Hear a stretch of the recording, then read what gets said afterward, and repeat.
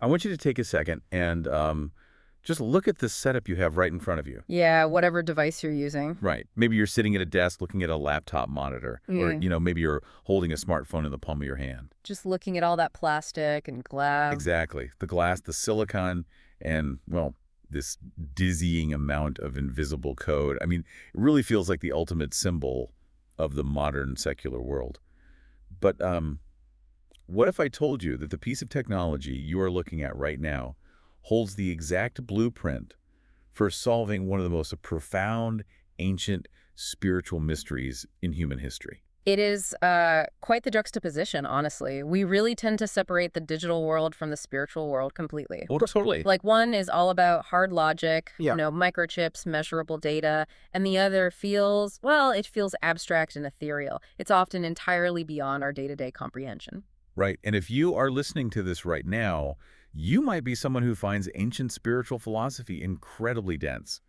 I mean, I know I do sometimes. Oh, yeah, it can be really overwhelming. You read these texts that are thousands of years old, and they talk about the cycle of existence, the nature of suffering, and this ultimate mysterious goal called nirvana. Which is a heavy concept. It really is. And it's so easy to just get lost in the weeds of the translation. You end up feeling like overwhelmed by the terminology rather than actually grasping the core truth. Yeah, you get stuck on the words. Exactly.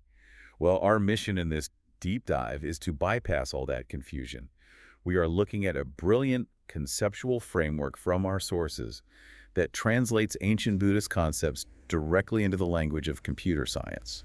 And just to be clear up front, we are looking at this as a fascinating thought experiment based on our source material, a way to visualize complex ideas. Right. We're not laying down definitive religious doctrine here. No, not at all. But by viewing the human mind and soul as a digital system, everything from the nature of existence to the terrifying concept of nothingness is going to click into place with complete logical clarity. Okay, let's unpack this. I love this approach because it takes something that normally requires decades of meditation to conceptualize, and it places it right on your desktop. Yeah. To understand how the system eventually reaches its end goal, which in this framework is nirvana, we first have to understand the machine we are currently operating. So we're talking about the fundamental parts. Exactly. The source material takes the foundational Buddhist concept of the 5 aggregates. In the ancient texts, these are the 5 elements that come together to make up a human being. Okay. But in our framework today, these are simply the core components of a computer system. Right. So we are mapping human existence to computer parts. Let's build the machine from the desk up. Let's do it. First, you have the hardware. The physical monitor, the keyboard, the outer protective casing, the motherboard. So in this framework, the first aggregate is the physical form. I think the ancient term is rupa kanda. Yep, rupa kanda. It represents our physical body, like our actual flesh and blood form, the tangible stuff you can touch. But hardware alone is just a very expensive paperweight, right? Yeah, it doesn't do much on its own. Exactly. It needs an internal architecture to hold and organize information. So the second component mapping to our digital machine is perception and memory. Okay. The text calls this sanakanda. Think of this as the software of the computer specifically, the storage, the memory bank, and the installed programs. Like the hard drive. Right. It's the database of everything we recognize, the files we have saved from our past experiences. When you see a dog, your internal database pulls up the file labeled dog so you know what you're looking at. Which brings us to the third part, and I think this is where the analogy gets so incredibly relatable for anyone who owns a phone. Oh, definitely. The third aggregate Vedana represents our feelings and sensations, specifically whether we find something comfortable, uncomfortable, or neutral. And the source material compares this to a computer's notification system. Honestly, it makes me think of those relentless smartphone push notifications.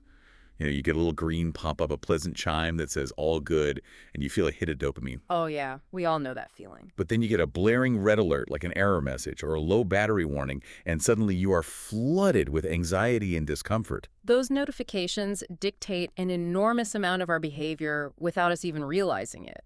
We are constantly navigating our day trying to, maximize the green alerts and minimize the red ones. Okay, wait, I need to stop you there because this is where I get a bit tripped up. Okay, sure.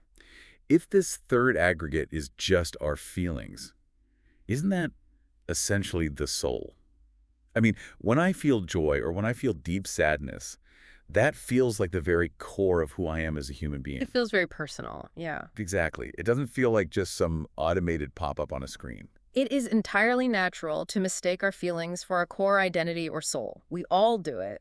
But in this framework, feelings are entirely automated. Yeah, they are not you. They are just the system's push notifications telling the rest of the machine how to react to incoming data. Wow. Like you touch a hot stove, the system flashes a red alert of pain to prevent hardware damage. You eat something sweet, the system flashes a green alert of pleasure to encourage calorie consumption. So it's a biological feedback loop, not a spiritual identity. Precisely. That is a massive paradigm shift. My feelings aren't me, they're just system alerts. So if the alerts are just automated pop-ups, something else has to be reading them and deciding what to do about it. Right. And that mechanism is the fourth aggregate, the mental formations and volition. The Pali term is Sankara Khandha. And in our digital analogy. This is the underlying code, the algorithm. It is the active processing command that takes the input, cross-references it with the saved memory, reacts to the notification, and, executes an output.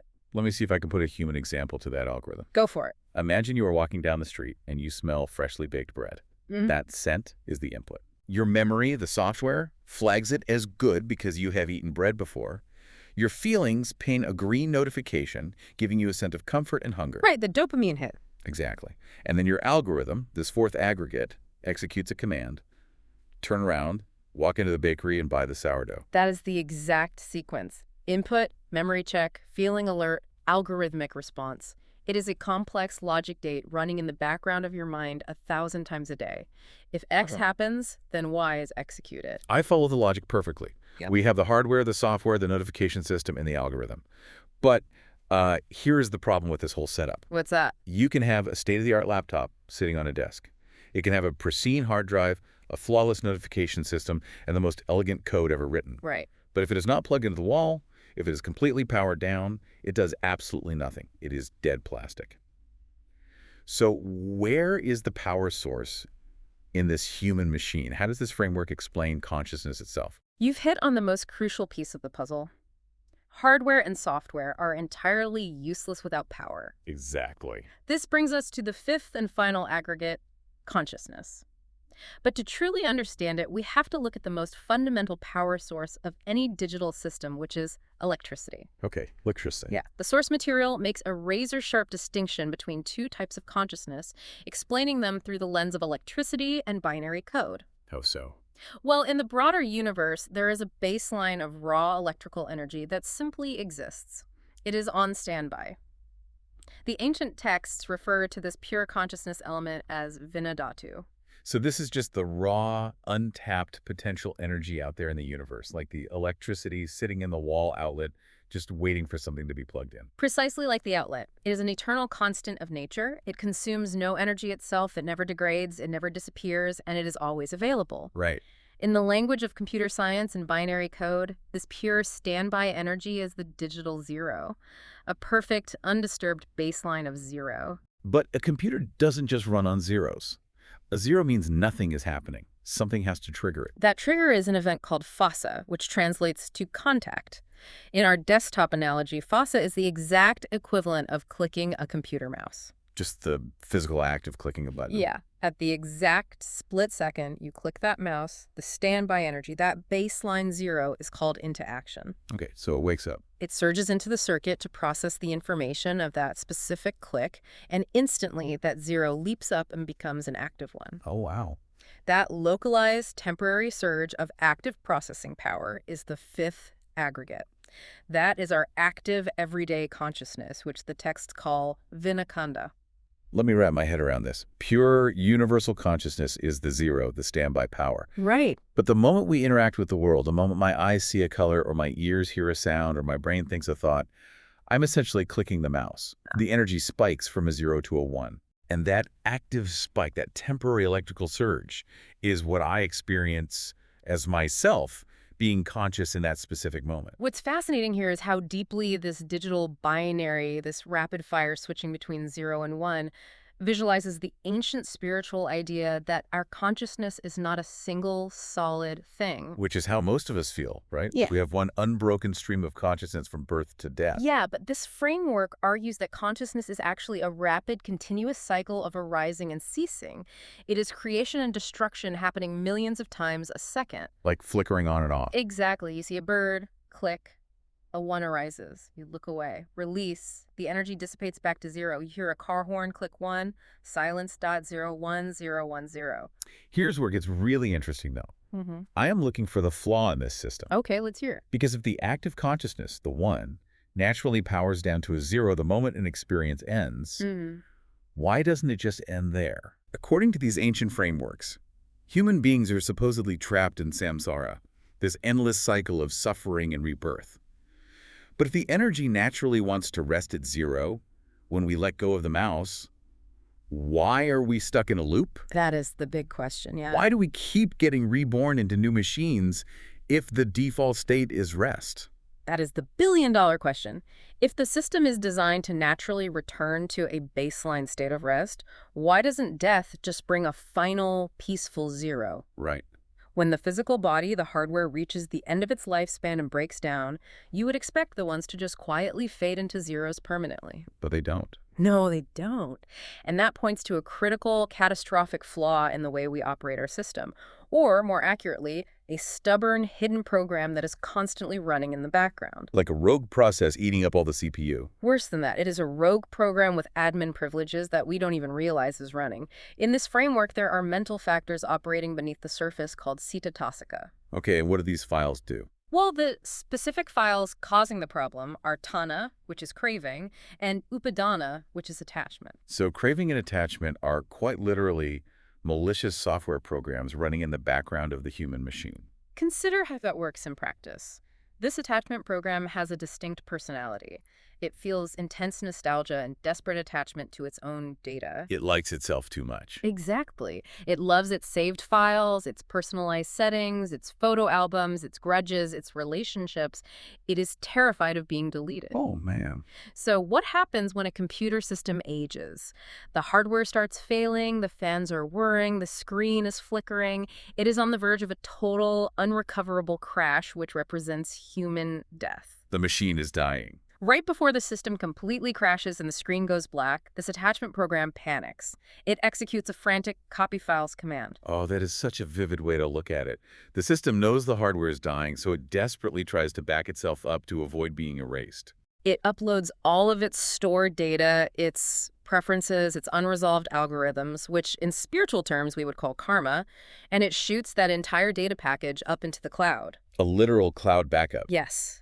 It transmits it across the network to spawn in a brand new piece of hardware, a new machine that is just booting up on an assembly line somewhere else. And because that pure standby energy, that digital zero we talked about earlier, is an eternal constant of nature, there is always power available for the new machine to boot up. Exactly. The raw electricity in the universe is always there waiting to be turned into a one. So the new machine receives the cloud backup, the power turns on, and the loop starts all over again. Yep. That is rebirth. That is samsara. It's just an endless series of hardware upgrades powered by a frantic cloud backup at the exact moment of a system crash. If we connect this to the bigger picture, you can see why this cycle is so incredibly difficult to break. The raw power source in the universe is eternal, and the background program of attachment is deeply persistent. It absolutely refuses to let the data go. I need to push back on this because this paints a pretty bleak picture. It does seem that way at first. If this cycle is truly endless, and it is literally powered by an eternal, indestructible energy source, how can anyone possibly achieve nirvana? I mean, based on this computer analogy, do you have to somehow break the laws of physics and destroy the eternal energy itself? Do you have to wipe out the universe's power grid to stop the computer from turning back on? That assumption is the ultimate misconception that people have about these spiritual traditions. When outsiders hear about nirvana, they think it is about destroying the self, destroying the energy, or just blinking out of existence into a cold, dark void. Yeah, that's definitely the stereotype. But you cannot destroy energy. As you said, it is physically impossible. The solution to breaking the loop of rebirth is not a physical destruction of the power grid. It is a profound, fundamental software patch. A software patch. Okay, I'm going to need you to walk me through the mechanics of that. Huh. How exactly do we patch the human system to achieve nirvana? We have to remember that the eternal standby energy, the zero, isn't the problem. The electricity is just doing what it does. Right. The problem is the rogue program of attachment. Achieving nirvana is the incredibly difficult, lifelong process of training the mind to simply stop pressing the copy files button. You train the software to let go of the data before the crash happens? Exactly that. Through the development of deep wisdom and the active daily practice of letting go of attachment, you are reprogramming the system from the inside out. Okay, I think I'm tracking. You are teaching the machine that it doesn't need to hoard its files. It doesn't need to be terrified of the final crash. You uninstall the craving. Right. So what happens?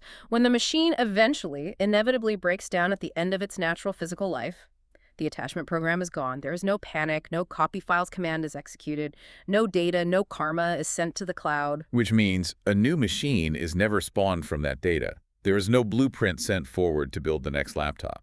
Because there is no data demanding to be downloaded into a new piece of hardware, the jumping from 0 to 1 ceases permanently. The frantic clicking of the mouse finally stops. Wow. But here's the most important part, the part that most people miss. The pure energy, the zero, does not disappear. It continues in its natural, uninterrupted state. It just rests. Yeah, the source material actually explains this mathematically, which I find absolutely brilliant.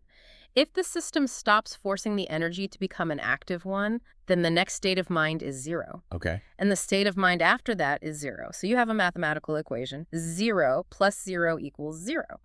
I'm struggling with that math a little bit. 0 plus 0 equals 0. I mean, if I add nothing to nothing, I get nothing. How is that a profound state of being? Yeah. Just sounds like I've unplugged a computer and thrown it in a dumpster. Think about it through the lens of causality. Every moment of our lives, an input causes a reaction. A one causes another one. I am insulted, I feel angry, I am praised, I feel proud. The engine is constantly revving. When the math becomes 0 plus 0 equals 0, the chain of causality is broken. Oh, I see. A zero doesn't trigger anything, it doesn't ask for anything, it doesn't react. It becomes the eternal constant of the system. That makes a lot of sense. This raises an important question about how deeply we misunderstand the concept of nothingness in spiritual texts. People look at the concept of nirvana and they are terrified. Yeah, they really are. They view it as an empty void of nothingness because they see that the one, the active identity, the personalized software, the daily functions, the memories, is gone. They think the computer has been thrown into a black hole. Right. But the system isn't broken or destroyed. It has simply returned to a pure, completely still, frictionless, natural state. A state of eternal, ultimate bliss. So what does this all mean? It means nirvana isn't an empty, terrifying void at all. It is just a perfectly stable operating system that will never, ever crash again. It's the ultimate peace. It's not the destruction of the computer. It's the cessation of the frantic, stressful, overheated processing. It is just letting the machine rest perfectly at 0. Yeah. No more push notifications triggering our anxiety. No more desperate cloud backups trying to preserve our egos. Yeah. Just 0 plus 0 equals 0. It is the ultimate rest state. The hardware returns to the earth, the temporary software dissolves because it wasn't backed up, and the pure energy remains completely undisturbed. It's beautiful, really. It is a remarkably elegant way to understand a concept that usually takes volumes of philosophical text to even approach. The binary language of ones and zeros gives us a perfect map for understanding the arising and ceasing of the self. It really is a masterpiece of translation. Yeah. We have taken something that feels so ancient and mystifying and mapped it directly onto the technology we interact with every single day. Completely. We've seen how our physical body is just the hardware that eventually degrades. Our memories are the software files we've stored up. Our feelings are those relentless push notifications driving our behavior. All running on that power source. Right. And we've mapped how our active consciousness is just the temporary jump from a binary 0 to a 1 every time we interact with the world. And most importantly, we've seen how nirvana is not a terrifying death or an erasure of existence, but rather the stable, eternal, peaceful state of returning to 0. It completely reframes how you look at both spirituality and the devices on your desk. It demystifies the mystical. Definitely. By understanding the underlying mechanics of our own internal operating system, we can actually start to see where the glitches are happening in our own lives long before the ultimate system crash. We can see when we are hoarding data we don't need. Absolutely. And I want you, the listener, to keep this framework in mind as you go about your day today.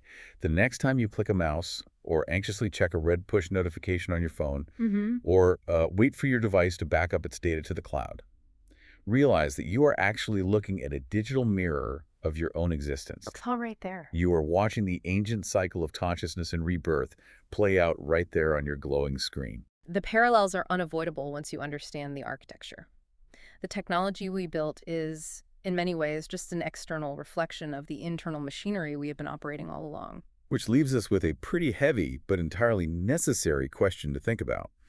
If letting go of our attachments is the ultimate key to stopping that desperate copy files command at the end of our lives, what files are you desperately hoarding in your own mental hard drive right now? That's the real question. What old data? What old resentments? What outdated versions of yourself are you terrified to lose? And what would happen to your peace of mind if you just hit delete on them today, instead of waiting for your system to crash? Take a look at the screen in front of you.